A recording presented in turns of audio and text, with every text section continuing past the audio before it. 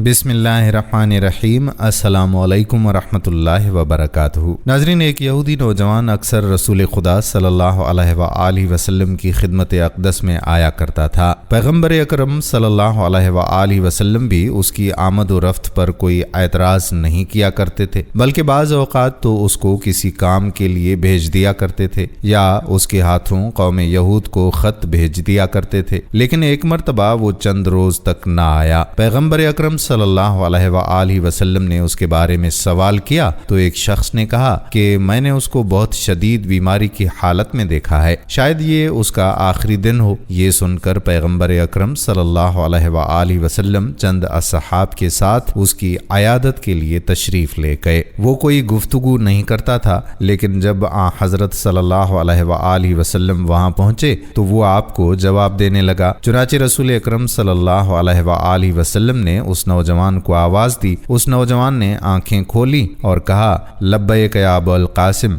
हज़रत सल्लल्लाहु अलैहि वसल्लम ने फरमाया, कहो अशहदु अन्ना ला इलाहा इल्लल्लाह व अन्नी रसूलुल्लाह। जैसे ही उस नौजवान की नज़र अपने बाप की तिरछी निगाहों पर पड़ी, वो कुछ ना कह सका। नबी सल्लल्लाहु अलैहि वसल्लम ने उसको दोबारा शहादतें की दावत दी। इस मर्तबा भी अपने बाप की तिरछी निगाहों को देखकर खामोश रहा। रसूल खुदा सल्लल्लाहु अलैहि वसल्लम ने तीसरी मर्तबा उसको यहूदियत से तौबा करने और शहादतैन को कबूल करने की दावत दी। उस नौजवान ने एक बार फिर अपने बाप के चेहरे पर नजर डाली। उस वक्त पैगम्बर अकरम सल्लल्लाहु ताला अलैहि वसल्लम ने फरमाया, अगर तेरी मर्जी है तो शहादतैन कबूल कर ले, वरना खामोश रह। उस वक्त नौजवान ने अपने बाप पर तवज्जो किए बगैर अपनी मर्जी से शहादतैन कह दी और इस दुनिया से रुखसत हो गया। पैगम्बर अकरम सल्लल्लाहु अलैहि वसल्लम ने उस जवान के बाप से फरमाया कि इस नौजवान की लाश को हमारे हवाले कर दो, और फिर अपने असहाब से फरमाया कि इसको गुस्ल दो,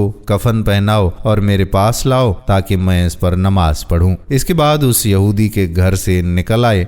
हज़रत सल्लल्लाहु अलैहि वसल्लम कहते जाते कि खुदाया, तेरा शुक्र है कि आज तूने मेरे जरिए एक नौजवान को आतिश जहन्नुम से निजात दी। सुभान अल्लाह। अल्लाह पाक हमें भी प्यारे आका सल्लल्लाहु अलैहि वसल्लम का सच्चा इश्क नसीब फरमाए, आमीन। दोस्तों, इस वीडियो को दूसरे लोगों का ईमान ताज़ा करने के लिए शेयर ज़रूर कर दें। आने वाली वीडियो तक अपने मेज़बान कादिर बख्श कल्होड़ो को इजाज़त दीजिए। अल्लाह हाफिज़।